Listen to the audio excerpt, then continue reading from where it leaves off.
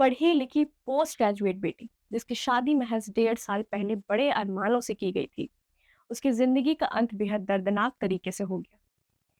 Ecotech 3 क्षेत्र के जलपुरा गांव में 24 साल की नवविवाहित दीपिका नागर की संदिग्ध परिस्थितियों में मौत हो गई है। एएनआई की रिपोर्ट के अनुसार दीपिका के मायके वालों का आरोप है कि उसे बेरहमी से पीटने के बाद छत से नीचे फेंक दिया गया। वहीं ससुराल वाले इसे आत्महत्या का रूप देने की कोशिश कर रहे हैं। आज के इस वीडियो में हम आपको बताएंगे कि 1 करोड़ रुपए खर्च करने के बाद भी कैसे लालच की वेदी पर एक और बेटी की बलि चढ़ गई। सबसे पहले आपको बताते हैं कि दीपिका कौन थी। दीपिका नागर ग्रेटर नोएडा के बादलपुर क्षेत्र के कुड़ी खेड़ा गांव की रहने वाली थी। गांव के लोग बताते हैं कि दीपिका पढ़ाई लिखाई में बेहद होशियार थी और उन्होंने पोस्ट ग्रेजुएशन तक की पढ़ाई पूरी की थी। वो जितनी सुंदर थी उतनी ही शांत, समझदार और मिलनसार स्वभाव की थी। पूरे गांव को उन पर नाज था।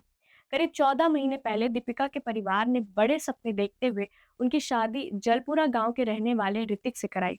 ऋतिक के पिता मनोज इलाके के प्रधान बताए जाते हैं। दीपिका के पिता ने अपनी हैसियत से बढ़कर करीब 1 करोड़ रुपए खर्च करके यह शादी बड़े धूमधाम से की थी। उपहार, नकदी, सोने चांदी से विदा होकर दीपिका अपने ससुराल आई थी।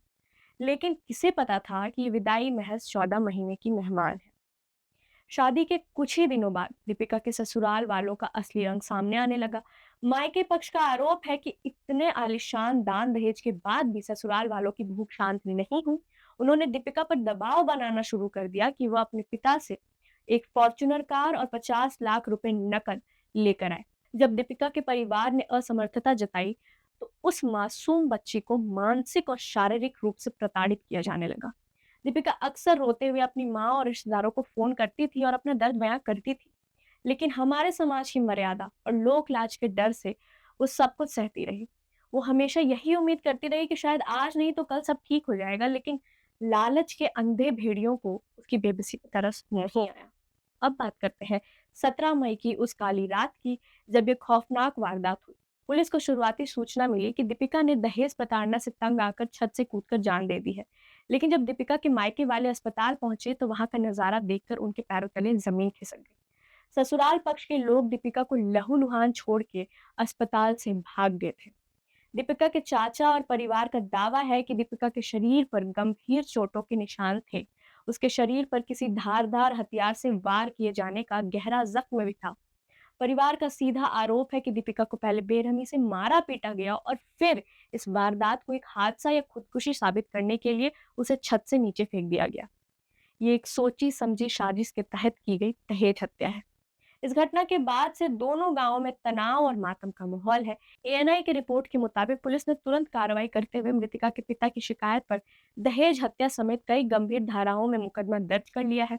इस मामले पर सेंट्रल नोएडा के डीसीपी शैलेंद्र कुमार सिंह ने बताया कि दीपिका की मौत की सूचना मिलते ही पुलिस मौके पर पहुंची थी। शव को कब्जे में लेकर पोस्टमार्टम के लिए भेज दिया गया था। मृतका के पिता की तहरीर के आधार पर मामला दर्ज कर लिया गया है।